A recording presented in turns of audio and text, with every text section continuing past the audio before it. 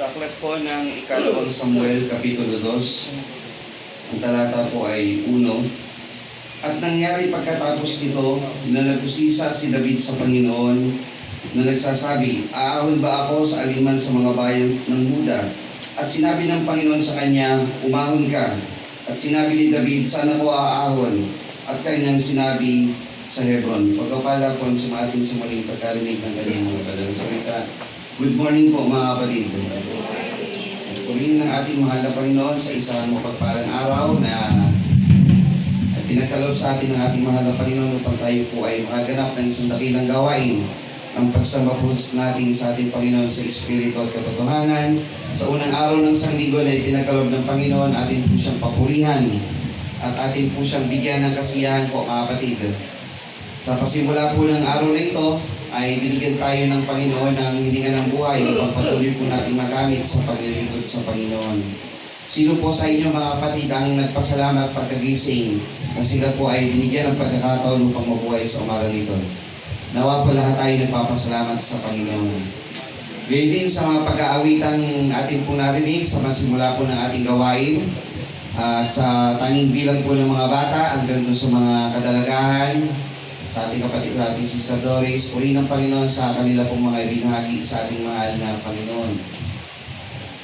Kung ating pong mapapansin mga kapatid, ito po ay anong petsa po? May 3. Kung ating tutusin, ito po yung ikalawang araw o ikatlong araw ng taon dapat sa atin. Kasi di ba kung May 1 ng ating anniversary, yun yung unang araw natin, May 1 bilang lokal, di ba? So, May 2, pangalawa. So, pangatlong araw natin ngayon bilang lokal. Ganun di ba ang bilang ng pagkaano? Ang New Year's Day ng lokal, yung anniversary niya. Yan. So, happy anniversary po sa lokal ng Upang. At lilinawin po natin, mga kapatid, bagaman medyo na-advance po natin yung greetings natin sa pang 48, ang ating pala talagang bilang ay 44. Ayan, hindi kasi sumagot sa group chat yung iba hindi na nag-research na ano natin, 48. Hindi na po natin babaguhin yung video natin. As is na po yun, yung happy 48. Ipe-play na lang natin yun pag 48 na tayo. In-advance na lang natin. So tayo ay 44th year anniversary ng Tukad ng Kupang. Ayan. Sabi ko nga po doon sa group chat kanina, o kagabi pa yun, hindi na naman ang importante yung bilang. Ang mahalaga, yung mga taon ng buhay na ipinagkaloob ng Panginoon na ating naipaglingkod sa Kanya, that matters more than the actual number. Nabuhay nga natin ng ating proyekto. So mga ganito mga kapatid, ang ating pong binasa ay nasa ikalawang Samuel, Kapitulo 2, talatang 1. Tayo po'y magpapasimula muli ng isa pong serye ng pag-aaral sa Biblia. Sisimulan natin sa chapter 1 ng ikalawang Samuel. Natapos po natin yung unang Samuel. So unang Samuel, mga kapatid, ang ginawa po natin doon, binasa natin kasaysayan, then ano ang mga aral na natutunan natin sa bawat kasaysayan? Parang sa kwentong pambata, what is the lesson of the story? Ganun. Sa ikalawang Samuel, babaguhin naman natin ng bahagya. Ang gagawin natin, alamin natin kasaysayan, ano nangyari para meron tayong matutunan muli na panibago sa Biblia sa pag-usisa sa natin book by book, chapter by chapter, and verse by verse. Pero po ngayon, ang kukunin natin sa bawat story is yung reflection. Ang bawat kasaysayan, anong maire-reflect natin doon sa ating pang-araw-araw na buhay? Ano ang kayahatid nun sa ating buhay bilang isang Kristiyano, bilang isang individual, bilang isang lokal, bilang miyembro ng Iglesia ng Panginoon? Kagaya po ng ating pinag-aralan mga kapatid. Sa totoo lang, maganda po yung bahagi ng chapter 17 po na yun ng Josue. Meron lang po doong mga bahagi na hindi na po nailagay doon sa kung saan po nakuha yung sermon. Meron po doong 3 bagay mga kapatid na kailangan yung tandaan. Sabi po kasi doon, readiness or preparation for the blessing of the Lord. Alam niyo po ba mga kapatid, yung isa po doon, para daw maging prepared kayo sa, mamaya ko nabibigay yung pamagatong sa atin. Para maging prepared kayo sa blessing ng Panginoon, kung mabibigyan nyo ng diin, nagsalita ang kani Jose, nahahati po kasi yun sa dalawang bahagi. May anak si Jose, yung Manases at Ephraim. Nagsabi sila kay Josue, ang liit nung ano namin, nung kapalaran namin. Ano, hindi po yung tadhana o kapalaran na guhit ng palad Ibig sabihin kasi nun, naalala niyo yung Urim at Tumim na bato? Sabi ni Josue doon sa kanyang saserdote, ito bang lote na to, ito bang lupain na to, ibibigay sa angkan ni Jose? Kuha ng bato? Hindi. Ito bang lote na to, ibibigay, o lupain na to, ibibigay sa angkan ni Jose? Yes. O, kayo, angkan ni Jose, Ephraim, Manases, kuhanin nyo yan. Yan ang ibinigay sa inyo ng Panginoon. Kapalaran nyo yan na ibinigay ng Panginoon. Ganun po yun. Kaya mababasa nyo dyan, kapalaran. Pero nakita nila, may problema, mapuno, at may kalaban. Para daw kayo mga kapatid, makuha niyo yung blessing ng Panginoon, tanggalin niyo lahat ng balakid sa inyong buhay. Minsan may blessing na sa inyo, hindi niyo nakikita kasi napupuno kayo ng mga bagay na nagpa-block sa inyong paningin kung paano niyo makikita yung blessing na ibinigay ng Panginoon. Blessing na yun, pero ang nakikita mo yung dumi, yung problema, yung kalaban. So para ma-prepare ka, ano sabi po dun sa verse? Alisin nyo, cut off all the trees.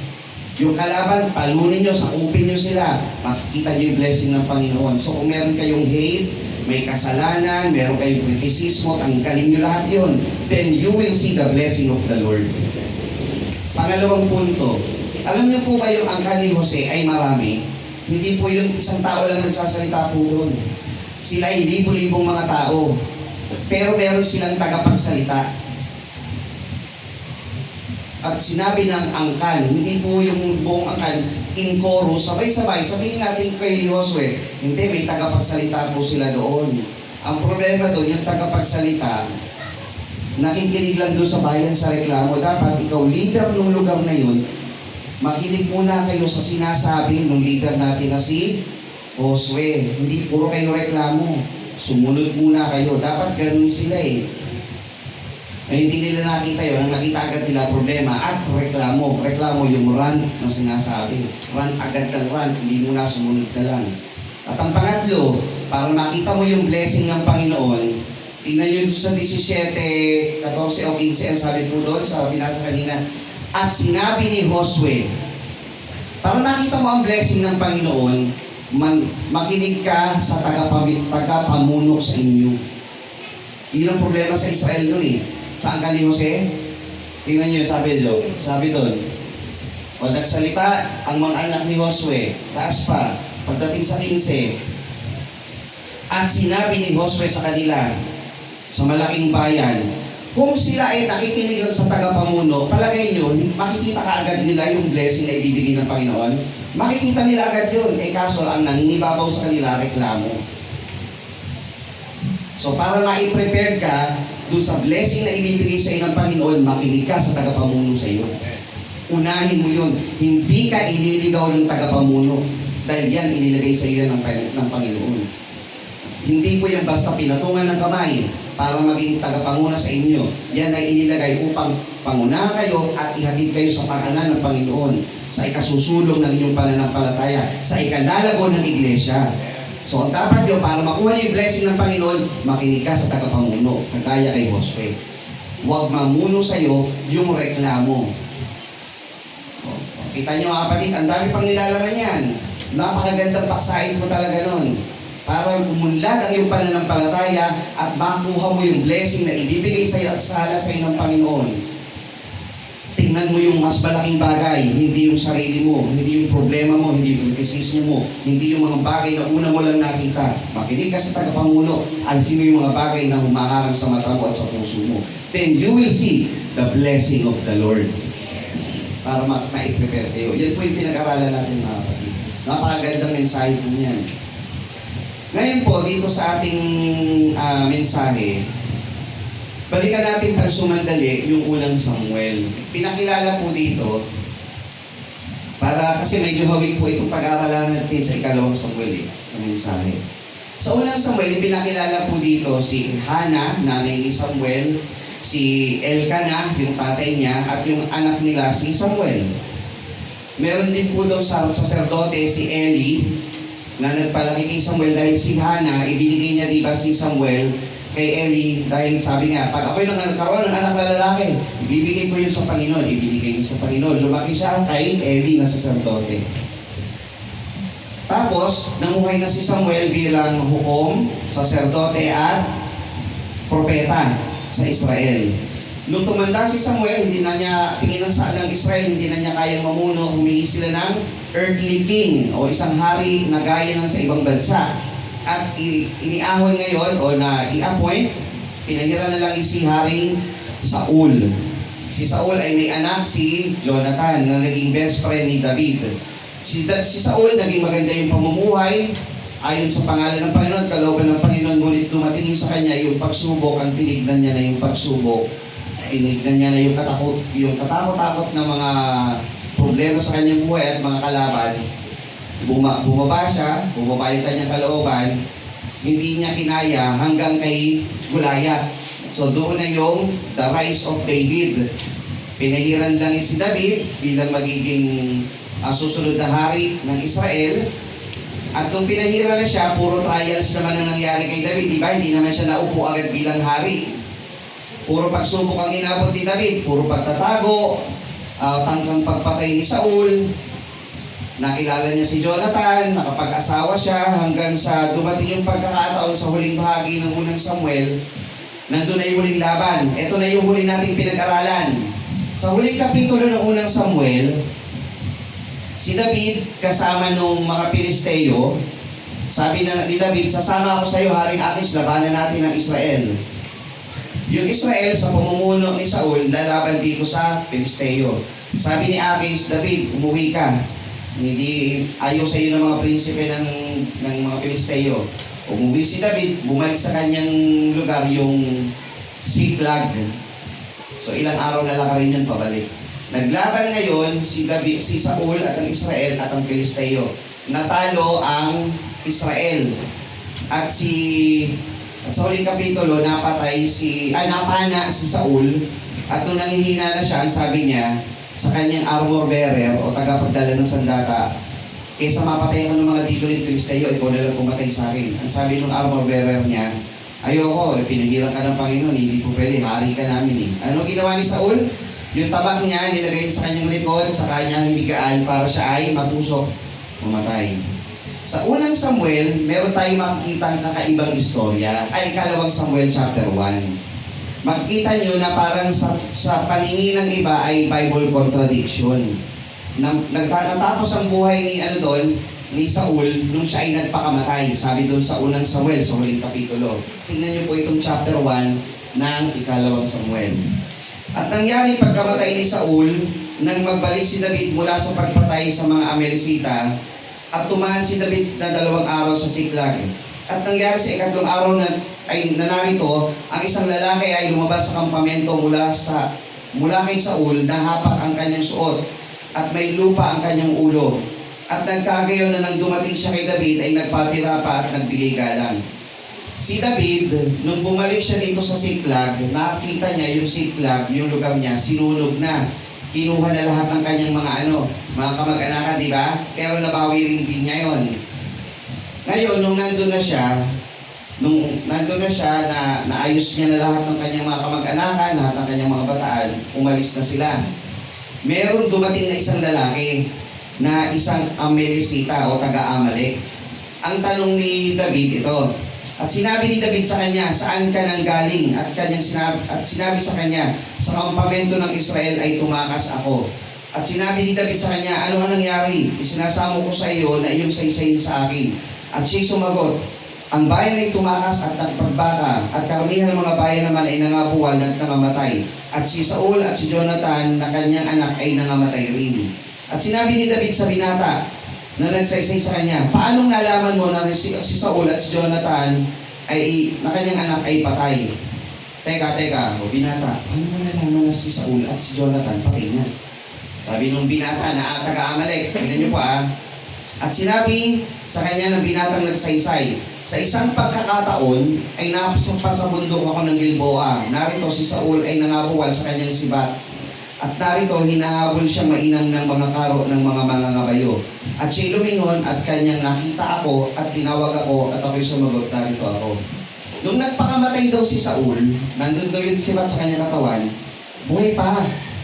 Tinawag niya ako, nagkataong naglalakad lang ako tinawag niya ako at sabi ko, narito ako. At kanyang sinabi sa akin, sino ka? At ako'y sumagot sa kanya, ako'y isang Amalekita. Itong taga-Amalek, mga kapatid na lalaki na ito, sabi niya, sa isang pagkakataon, coincidence, nandun lang ako. Nangyari lang, by chance. Naniniwala ba kayo, bigmaan by chance nandun ka, napadaan ka lang? Kayo po, may gera. May gera nangyayari May napadaang lalaki lang. Pwede ba yun? Hindi. Malalaman niyo po kung bakit At kanyang sinabi sa akin, tumayo ka sa silbi ko, sinasamo ko sa iyo at patayin mo ako. Dahil dinatnan ako ng panglulumo sapagkat ang aking buhay ay lubos ko pang taglay. Sinabi ni Saul doon sa binata, lumapit ka sa akin. Nangihina na ako, hindi pa ako patay. Ikaw na ang pumatay sa akin. Sa gayoy, tumayo ako sa silbi niya at aking pinatay siya sapagkat talastas ko na siya hindi mabubuhay pagkatapos na siya mabuwal. At aking kinuha ang putong na nasa kanyang ulo at ang pulsera na nasa kanyang kamay at aking dinalo rito sa aking Panginoon. Ang nasa isip ng Amalekita, Haring David, di ba kalaban mo si Saul? Si Saul, inabutan ko, by chance. Buhay pa. Ako na ang tumapo sa buhay niya. I completed the task. Ano ba ang mga salita doon? I ended his life. Tapos sa pagdurusa mo, David, yan, yung hindi mo napatay, ako na pumatay. Pero proud pa yan At ito, katunayan, yung ano niya sa ulo, corona ba tawag doon? O putong sa kanyang ulo at yung pulsera niya ng pagkahari, katunayan. Yan, na ako talagang nakapatay sa kanya. Proud pa. Ano iniisip siguro nung Amalekita? Reward. Oo, syempre, yung mortal enemy mo, ako ang nakapatay. Nang magkagayon, tiningnan ni David ang kanyang suot at pangapa, at gayon din ang ginawa ng lahat ng lalaki na kasama niya. At siya'y tumangis at umiyak at tagayuno hanggang sa paglubog ng araw dahil kay Saul, at dahil kay Jonathan na kanyang anak, at dahil sa bayan ng Panginoon, at dahil sa sambahayan ng Israel, sapagkat sila'y nangabuwal sa magitan ng taba. At sinabi ni David sa binata, nagsaysay ka sa kanya na taga saan ka? At siya'y sumagot, ako'y anak ng isang taga-ibang lupa na Amalekita. At sinabi ni David sa kanya, bakit hindi ka natakot na iunat mo ang iyong kamay na patayin ang pinahira ng langis ng Panginoon? At tinawag ni David ang isa sa mga bataan at sinabi, lumapit ka at daluhungin mo siya. At kanyang sinaktan siya at anupat namatay. Ganito yun. Yung binatang taga-Amalek, dalawang bagay yun. Una, nagsasabi ba siya ng totoo o pangalawa, nagsisinungaling ba siya? Kung siya'y nagsisinungaling, ano mangyayari sa kanya sa harap ni David? Patay ka. Ba't ka nagsisinungaling? Ang yabang mo, pinatay mo si hindi naman totoo. Kung pinatay mo naman si Haring Saul at yun ay totoo, ano mangyayari sa kanya? Patay ka pa rin. Bakit mo pinatay yung pinahira ng Panginoon? Anong moral lesson doon? Mga kapatid, anong moral lesson doon? Dapat, binuhay na lang niya kung may pagkakataon siya, biniligtas na lang niya. Kasi ang inasam niya, reward. Pinagmamalaki niya, proud pa siya pa tumako sa buhay ni Saul. Sabi pa nila dito, at sinabi ni David sa kanya, ang iyong dugo ay sumasa yung ulo, sapagkat sa iyong bibig, ang sumaksi laban sa iyo na nagsabi, aking pinatay ang pinahira ng Panginoon. Ikaw na nagsabi, pinatay mo si Saul, o yan ang magiging hatol mo, pinatay mo yung hari namin, pinahira ng Panginoon.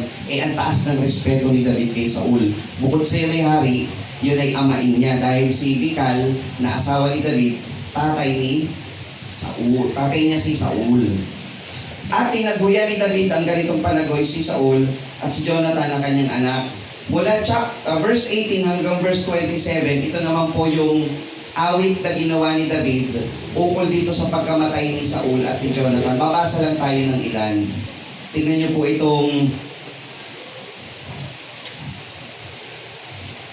verse 20. Tingnan niyo sa verse 20 sa ginawang awit ni David.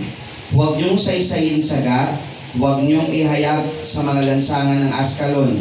Baka ang mga anak ng babae ng Pilisteo ay mga galak. Baka ang mga anak ng babae ng mga hindi tuli ay magtagumpay.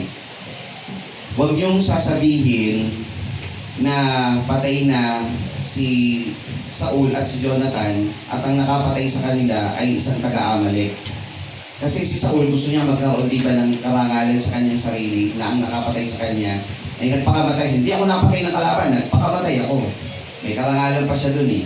Ay nakapatay sa kanya taga-Amalek. Wag, pag ibinalita nyo, parang, tingnan nyo, ang hari ng Israel, napatay ng kalaban. So wag, sabi gano'n. Sa verse 22, sa dugo ng pinatay sa taba ng makapangyarihan, ang busog ni Jonathan ay hindi umurong. Sa awit na to, pinapakita rin ni David yung kanyang pagluluksa, ang kanyang pagmamahal kay Jonathan na kanyang best friend, na yung busog o yung araw ni Jonathan ay nagamit upang iligtas si David.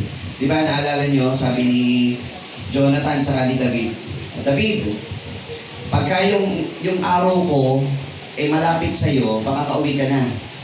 Ligtas. Pero pagka yung araw lumagpas sa'yo, sa bato, tumakbo ka na, magtago ka na, nahantig ka talaga ni Tatay Saul. So yun yung busog ni Jonathan. At meron tayo din linawin po dito sa verse 26, karagdagan lang pong informasyon, hindi ko lang ma-resist, kailangan ko lang po itong sabihin. Verse 26, abuse and misuse verse ng mga taga-LGBT group. Sabi po dito, ako'y namanglaw dahil sa iyo, kapatid kong Jonathan. Nagitotoong kalugod-lugod ka sa akin, at ang iyong pag-ibig sa akin ay kagilagilalas na humigit sa pagsinta ng mga babae. Ang pagkaintindi ng LGBT group dito, yung mga homosexual, ay may relasyon daw si David at si Jonathan. Ayan ang verse, sabi ni David, ang iyong pag-ibig na humigit sa pagsinta ng mga babae. Sabi ganon. Hindi po.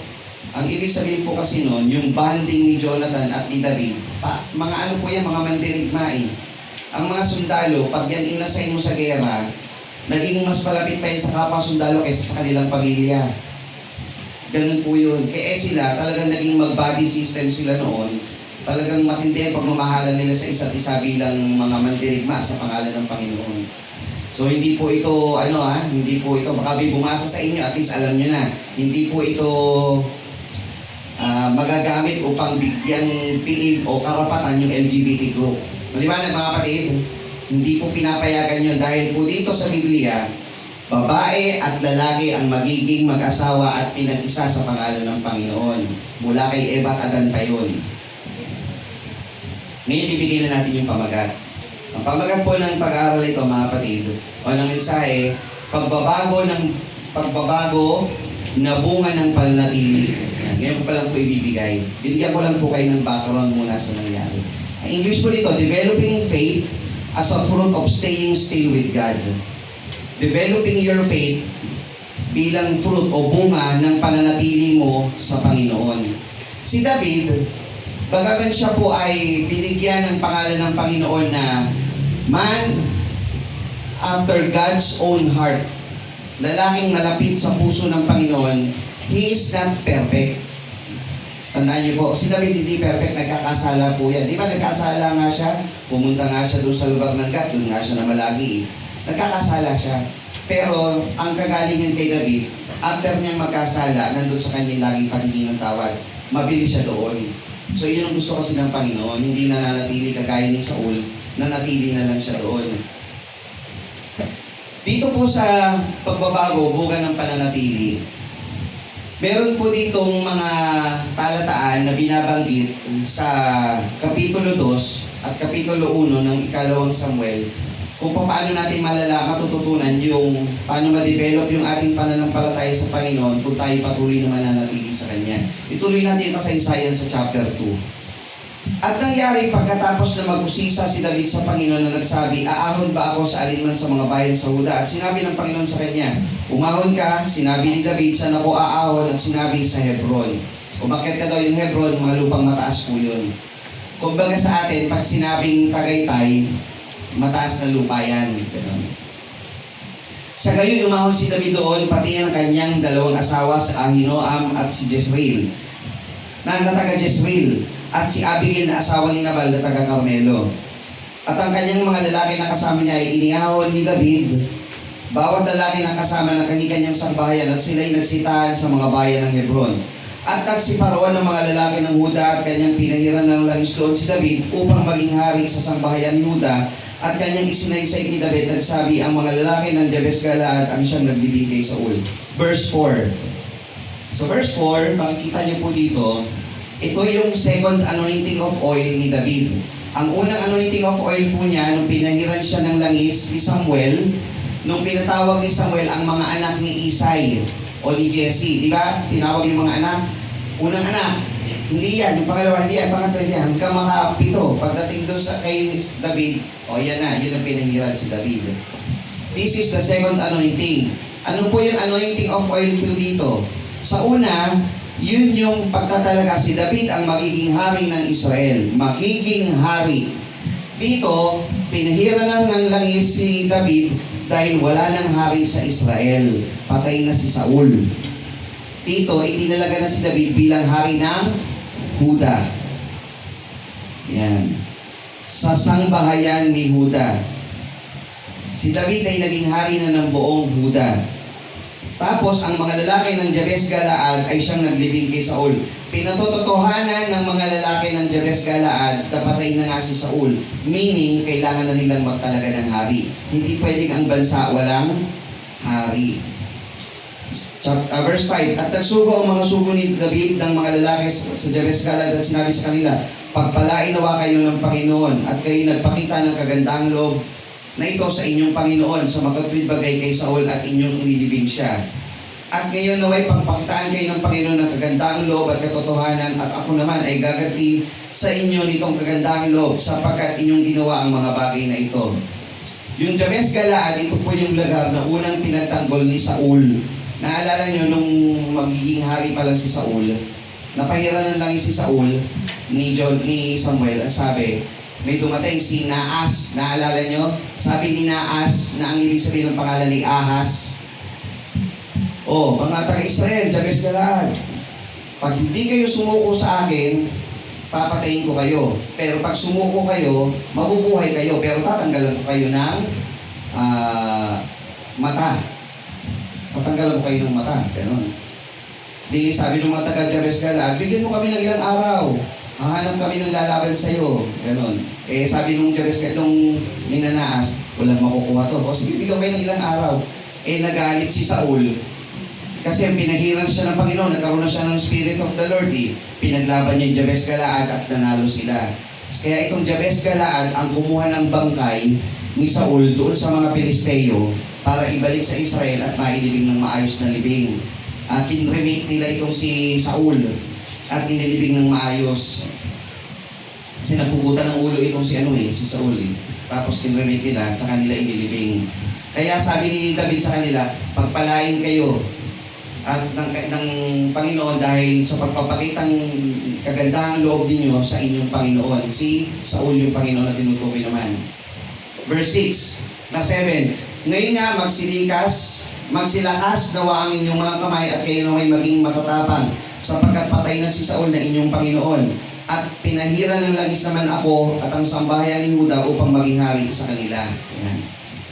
Ngayon sa verse 8, another turning point ng Israel. Kinuha nga ni Abner na anak ni Ner, kasi yung sabihin, tatay. Yung Ner, yung pangalan ng tatay. Kaya Abner, anak ni Ner. Anak na lalaki ni Ner. Na kapitan ng hukbo ni Saul. So si Abner, yung general ni Saul. Itong general, hindi papayag na si David ang maging hari. Ang ginawa niya, kinuha niya si Isboset. Si Isboset na anak ni Saul ay inilipat sa Mahanaim. At kanyang ginawa siyang hari sa Galaad at sa mga Aswero at sa Jezreel at sa Ephraim at sa Benjamin sa buong Israel. Dito na po nagkaroon ng paghahati o tinatawag na civil war ang Israel. Yung 10 tribes of Israel, ang hari dito si Isboset na anak ni Saul. Kasi yung tatlong anak ni Saul, yung panganay, bunso at pangalawa patay na. So yung pang-apat, si Isboset, kinuha ni Abner, ikaw na magiging hari. Sa Huda, Benjamin and Huda, si David naman ang hari. At si Isboset na anak ni Saul ay may 40 taon nung siya magpasimulang hari sa Israel at siya naghari ng 2 taon. Ngunit ang sambahayan ni Huda ay sumunod kay David. At ang panahon ay pinaghari ni David sa Hebron sa sambahayan ni Juda ay 7 taon at 6 na buwan. Medyo graphic po itong susunod na verse 12. Pakilagay po. At si Abner na anak ni Ner at ang mga lingkod ni Isboset na anak ni Saul ay napasa Gabaon mula sa Mahanaim. At si Joab na anak ni Sarbia at ang mga lingkod ni David ay nagsilabas at sinalubong siya sa siping ng tangke ng Gabaon. At siya'y naupo at ang isa sa isang dako ng tangke at ang isa sa kabilang dako ng tangke. Si Joab, mga kapatid, tingin pa, si David, meron siyang general, si Joab. Si Saul, meron siyang general, si Abner. Pero patay na si Saul, so sino na hari dito? Isboset. Si Abner at si Joab nagkaroon ng pagkakasundo para isa na lang ang maging hari sa Israel. Tingnan niyo yung pagkakasundo At sinabi ni Abner kay Joab, verse 14, sinasamo ko sa iyo na bumangon ang mga bataan at magsanay ng tabak sa harap natin. At sinabi ni Joab, bumangon sila. Na magkagi bumangon sila at tumawid ayon sa bilang, 12 sa Benjamin, sa ganang lingkod ni Isboset na anak ni Saul at 12 sa mga lingkod ni David. So kay David, kumuha ng 12. Sa angka ni Benjamin na kay Isboset, 12. At hinawakan sa ulo ng bawat isa sa kanila ang kaniyang kaaway at sinaksak ang kanyang tabak sa tagiliran ng kanyang kaaway sa gayon na ngabuwal sila na magkakasama. Pila 12, maghahawakan kayo sa ulo. Diba? Tapos yung kanang kamay, may panaksak o magsaksakan kayo. Kung sino matira, may matirang buhay, yun ang panalo. Maganda po ba? Ayun yung kasunduan nila Parang kay David sa kay Goliath, sabi ni Goliath, pag napatay ko ang champion nyo, Israel, lahat kayo pasakop sa akin. Pero pag napatay ako ng champion nyo, pasakop kami Pilisteo sa inyo. Parang ganun dito. 12 by 12. Ang pagkabaka ay lumalang mainam ng araw na yon. At si Abner ay nadaig at ang mga lalaki ng Israel sa harap ng lingkod ni David. O panalo daw yung lingkod ni David, yung 12 niya. Panalo. Mas matutindi ang nakakailag, tingin nyo. Nagsasaksaan At nandoon ang 3 anak ni Sarbia, si Joab, si Abisai, at si Asael. Si Asael, magaan ng paagayan ng mailap na usa. Si Sarbia, saka natin talakayin kung sino si Sarbia. Meron 3 anak, Joab, si Abisai, at saka si Asael. Si Joab, naging general ni David. Si Asael, mga general din to, pero si Asael, yung mabilis tumakbo. Tingnan nyo po di ba? 12 by 12. Kung sino matalo, sunod na kayo sa akin. Di ba? Tingnan nyo ginawa ni Asael. Tapos na yung labanan At hinabol ni Asael si Abner. At sa pagyaon siya hindi lumihis sa kanan o sa kaliwa. Sa pagsunod kay Abner, hinabol pa niya yung general ng kay Isboset. Hinabol pa niya para patayin. Di pa tapos, papatay ko general yan. Hinabol niya yun. Nang magkagawin nilingon ni Abner at sinabi, ikaw ba si Asael? At siya sumagot, ako nga. So si Abner, tumatakbo. Nasa likod si Asael. Sabi ni Abner, Asael, ikaw ba yan? O, ako nga ito. Tigilan mo na ako, huwag mo na ako habulin. Sabi ni Asael, hindi, papatayin kita para matapos na ito, tigmaan na ito. Tapos na, tigmaan. Huwag mo na ako habulin. Ganon. Ang ginawa dito, hindi natin basahin. Ang ginawa ni Abner, meron po siyang sibat. Magkahabol sila, di ba? Ganyan. Ang ginawa niya, chinempuhan niya ngayon doon sa trajectory. Ibig sabihin yung direksyon ng pagtakbo. Bigla siyang tumigil at humarap. At sinibat. Siguradong patay yun. Doon ang Di ba pagka dalawang sasakyan naghabulan, pag tumigil ka, nasa likod mo, mababangga ka. Ganun ang ginawa ni Abner. Patay si Asael. Habol ka ng habol di patay ka ngayon. Ano nangyari? So verse 24. At hinabol ni Joab si Abisai. At hinabol ni Joab at ni Abisai si Abner. Yung dalawa naman yung humabol. Yung dalawang kapatid, si Joab at si Abisai kasi patay na si Asael. Hinabol nila. Ano sabi ni Abner? Verse 26 na, lagay mo po. Nang magkaging tinawag ni Abner si Joab at na nagsabi, nananakbal ba ang tabak magpakailanman? Hindi mo ba nalalaman na magkakaroon ng kapaitan at sa katapusan? hanggang kailan mo pababalikin sa bayan mula sa pagsunod sa kanilang kapatid. Totoo lang, medyo malalim po ito. Nananakmal ba ang tabak magpakailanman? Ang ibig sabihin po niya ganito. Joab, general ka, general ako. Pag nagantihan tayo, hindi matatapos. Pagka mangyayari dyan, gantihan ng mangyayari sa akin. Kung mapatay mo ako, merong gaganti para sa akin, sa kanila. Kagaya ko, napatay ko si Esel, ikaw ang gaganti sa akin. So pagka ganun, magiging cycle po yun, magiging cycle. Ano ang ginawa ni Joab? Buhay ang Diyos, 27. Kung hindi mo sana sinalitaan na ay tunay nga na umalis-lising ang bayan sa kinumagahan o sinundan man ng sinuman ang bawat isa sa kanyang lingkod. Sa gayon, hindi pa ni Joab ang pakaka at ang buong bayan ay tumigil. At hindi na hinabol ang Israel o sila man ay lumaban pa. Si Joab, natauhan naman sa sinabi ni Abner. Sinabihan niya na yung mga bata niya, tumigil na kayo tapos ng digmaan. Yan. So pero, dalawa pa rin yung hari. Si Isboset sa Israel, si David sa angkan ni Huda. At si Abner at ang kanyang mga anak ay nagdaan buong gabi sa Araba at sila'y nagsitawid sa Jordan, nagsidaan sa buong Bitron at nagsidating sa Mahanaim. At bumalik si Joab na humiwalay sa paghabol kay Abner at ang kanyang mapisa ng buong bayan, nagkulang sa mga lingkod si David nagkulang sa lingkod ni David ay 19 na lalaki at si Asael, 19 plus 1, 20.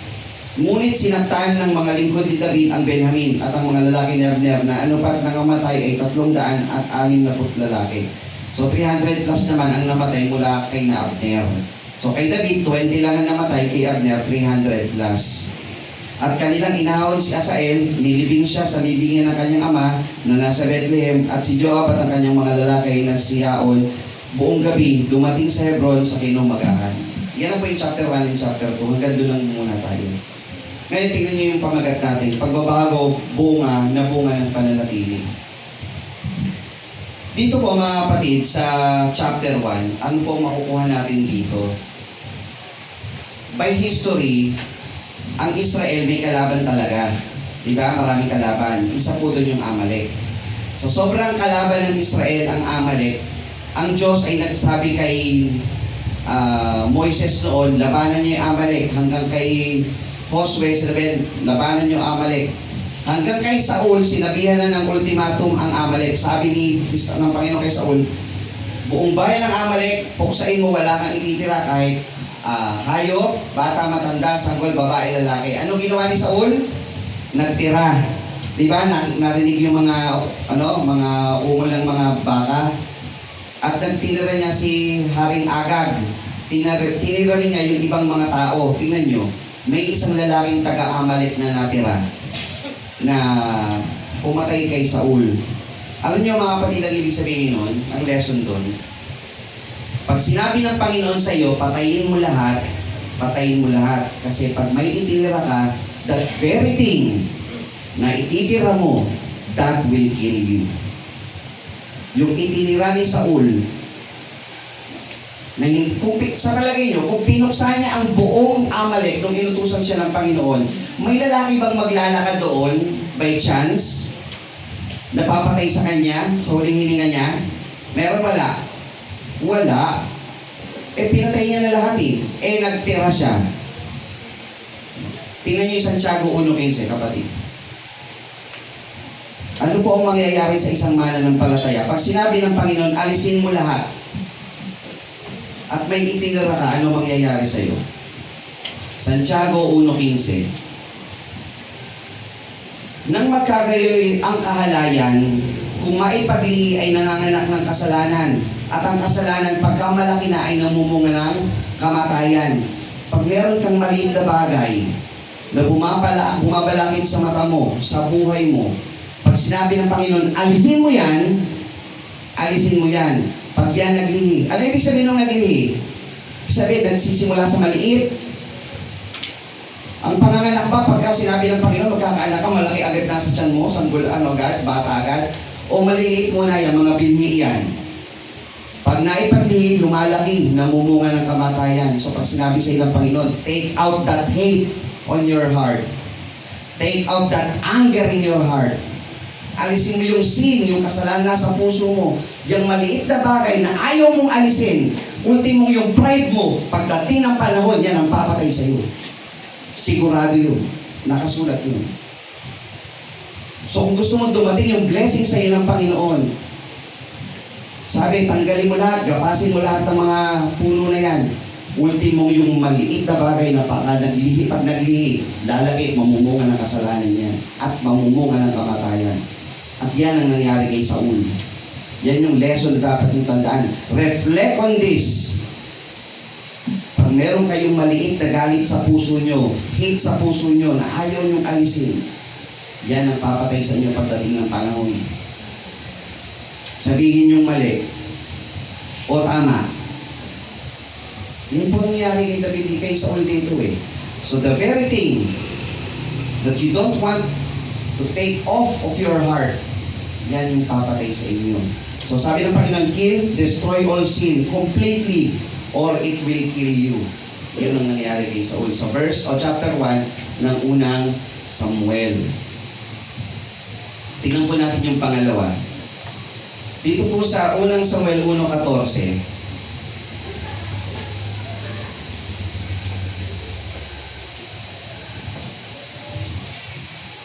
At sinabi ni David sa kanya, bakit hindi ka natakot na iunat mo ang iyong kamay na patayin ang pinahira ng langis ng Panginoon? Tingnan niyo to.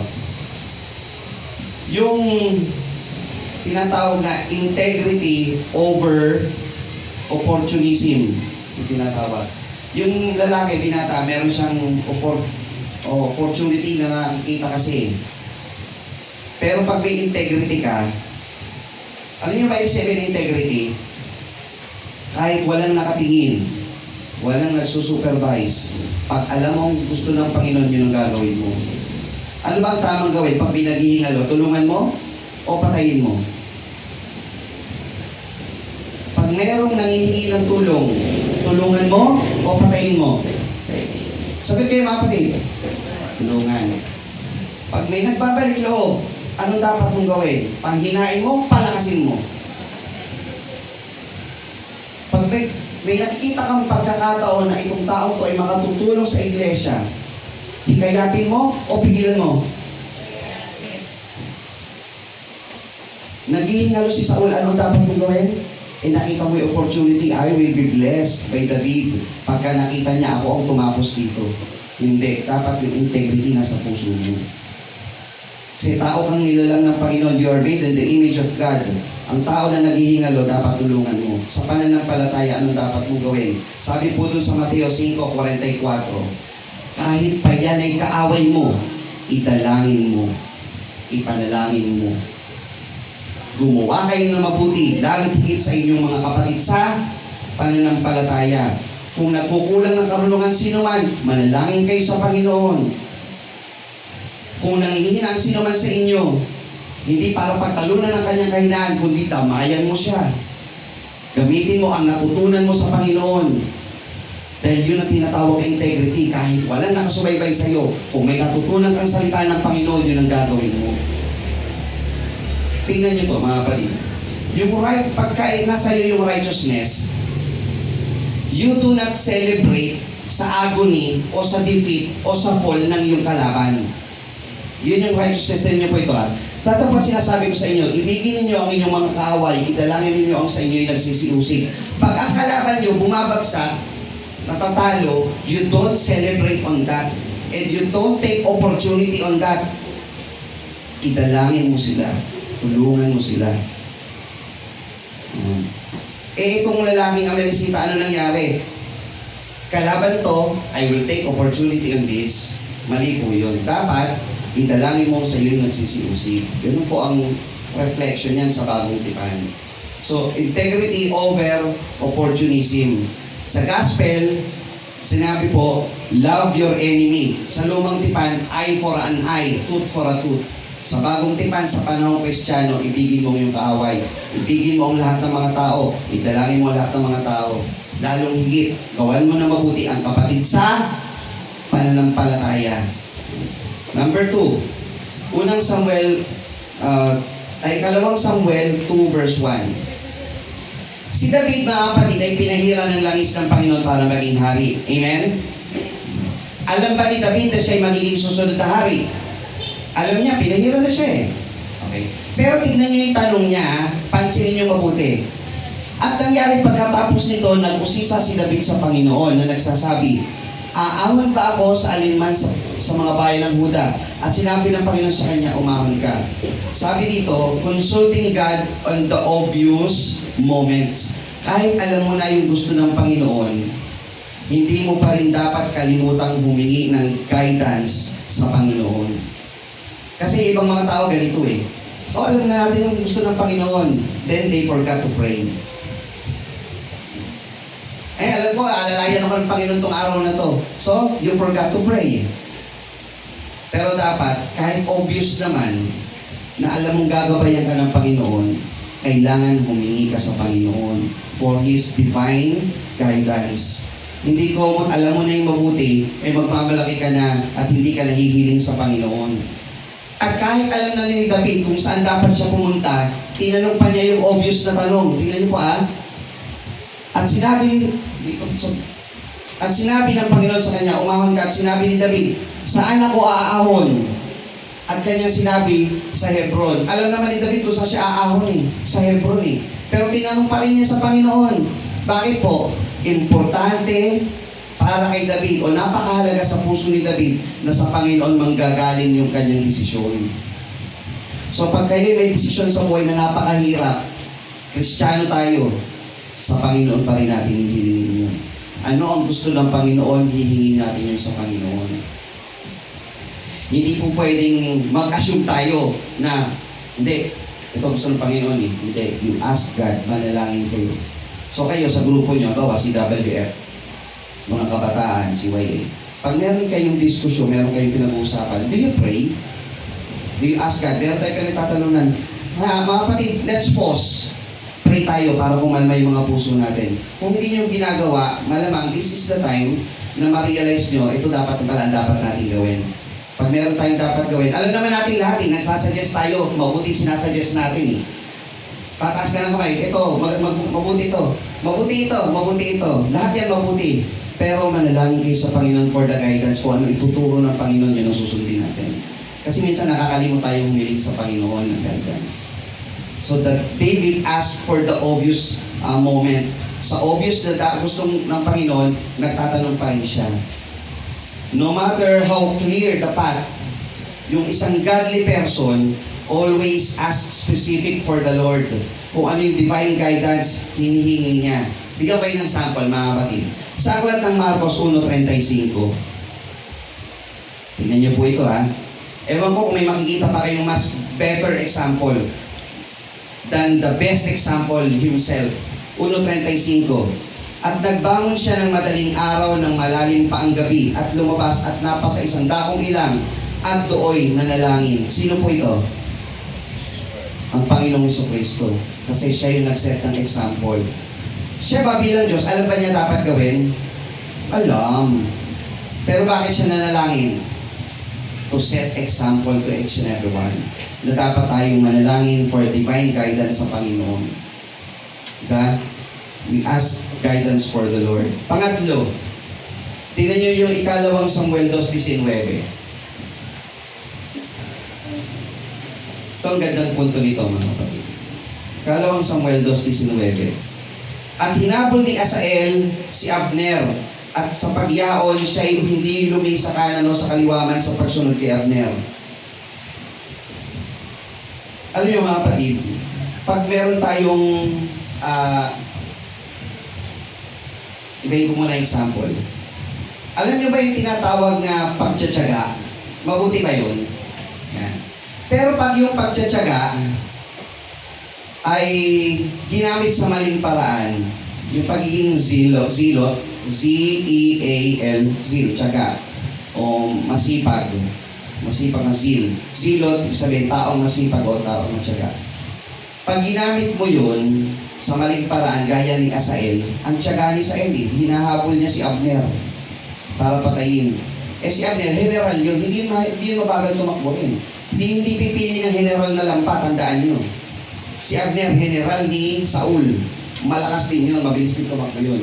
Tsinaga niyang habulin. Pagka ang pagtsatsaga mo ay para habulin ang iyong kaaway, pag ang pagtsatsaga mo ay para habulin ang masamang bagay, ano idudulot nun? Kapahamakan.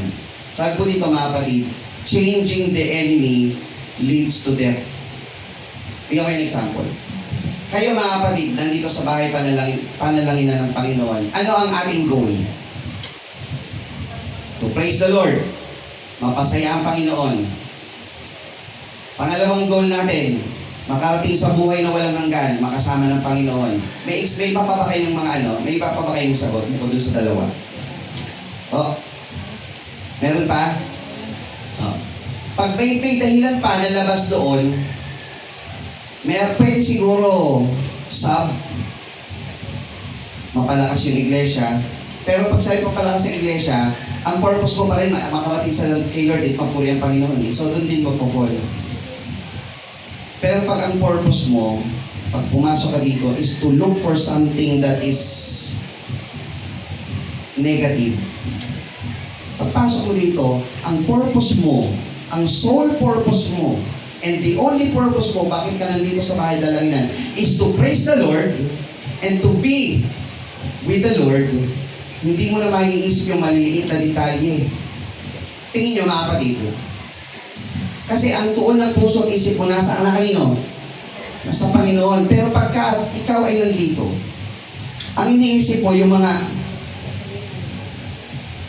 maliliit na bagay na hindi naman dapat isipin, yung mga pulong dapat mong putulin, ang nakukuha niya na, it will lead to your death. Kasi pag ang kasalanan ay napaglihi, ay mamumunga ng kamatayan. Ano nangyari kay Asael? Habol ng habol. Sa mga salita nga ng Pilipino, ang tumatakbong matulin pag natinig, malalim. Hindi tinig ang napunta sa kanya, sibat. Kaya pag tayo nandito mga kapatid sa Iglesia ng Panginoon, we look forward to being with the Lord. We look forward na ma-praise ang ating mahal na Panginoon. Human pride leads to a cycle of revenge. It destroys community. It destroys your faith. Pagka ang chasing mo ay sa mga bagay na hindi naman karapat-dapat pagtuunan ng pansin ang pananampalataya mo, ay makakapaglungo ng iyong pananampalataya yun. So this may be a reflection sa bawat isa sa atin. Ma-reflect, ano ba ang goal ko sa buhay? Purihin ko ang Panginoon. Maitaas ang pangalan ng Panginoon. Maggamit ako ng Panginoon para makarating ako sa piling ng Panginoon. Amen? Amen.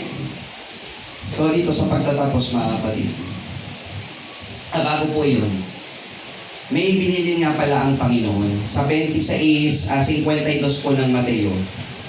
Tingnan nyo, may maganda pong binili ng Panginoon dito sa Bagong Tipani. 26, 52. Minsan magandang talakayin po ito eh. 26, 52. Ayan. Nang magkagay sinabi sa kanya ni Jesus, isauli mo ang iyong tabak sa kanyang lalagyan, sapagkat ang lahat ng nagtatanan ng tabak ay sa tabak mga mamatay. Sabihin, draw your sword. Yung sword, may point. Okay? You may have your point, pero draw your sword. Ang namumuhay sa tabak, mamamatay sa tabak. Sabi ng Panginoon, parang, I don't care if you have your point. Ang gusto ko dito, magpakababa kayo. Ibaba niyo ang inyong espada. Mamuhay tayo sa kapayapaan. Parang may gusto kang gawin, pero pag sinabi ng Panginoon, draw your sword, you draw your sword. Draw your point. Pasakop ka sa Panginoon. Yun po sinasabi ni Lord dito. Pag may sinabi yung tagapamuno, you draw your sword, you draw your sword. Sumunod ka, sumunod ka.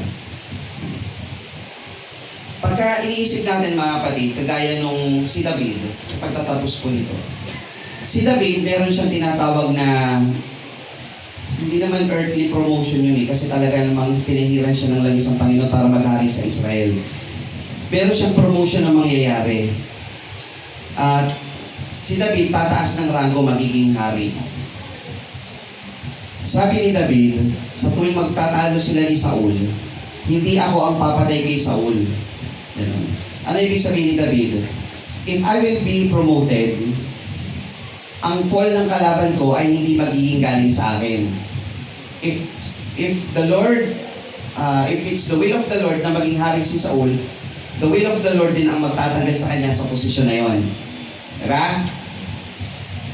At iniintay ni David yung perfect day ng Panginoon na ibibigay yun sa kanya. Gaano katagal inintay ni David yun na kasi siya nagtatago? 10 to 12 years siyang nagtatago. At nahihirapan sa kanyang buhay dahil sa pagtatangka ng ni Saul sa kanyang buhay. Inintay yun. Diba? Sa kuweba ng Engedi, pinutulan niya yun ng balabal. Doon sa isa pa, nakahiga, kinuhanan niya ng tumbler na aqua plus at saka ng sibat. Natatandaan niyo yun? O hindi niya pinatay kasi alam niya, kung Diyos ang naglagay sa dyan, Diyos din ang mag-aalis. Iintayin niyo ni David kung kailan siya magiging hari. Even if gaano katagal yun abutin. Kahit naging matanda na ako, siguro nasa isip ni David, kahit matanda na ako, kung kailan ako gawing hari ng Panginoon, doon ko tatanggapin yung pagiging hari. Dahil doon ako ilalagay ng Panginoon. And that's integrity. Ang pagbabago ng pananampalataya ni David, siya nananatili sa Panginoon. Bunga ng kanyang pananatili sa Panginoon, nade-develop yung kanyang pananampalataya. Nagkaroon siya ng pananatili sa Panginoon, ang sabi niya, let God. Hinayaan niyang ang Panginoon ang kumilos kay Saul at siya ay maging hari. Ayokong maging instrumento ng ikababagsak ng pinahira ng Panginoon. Pinahiran ako ng Panginoon, pinahiran siya ng Panginoon, pero hindi ako magiging hadlang sa ikababagsak ng kapwa niya. O sa atin, tayo mga anak ng Diyos, amen? Kristiyano tayo, pero wag tayo ang magiging dahilan na ikababagsak ng kapatid. Ano po? Ang kailangan natin gawin, maging instrumento tayo ng pag-unlad ng ating kapwa. Do the right thing kahit walang nakanonood sa atin o nakatunghay sa atin. Inquire to the Lord. Mag-inquire tayo kung ano ang dapat natin gawin sa harap ng Panginoon. Lord, ano kong dapat mong gawin? Take it slow. Magpakababa ka sa Panginoon. Manalangin ka.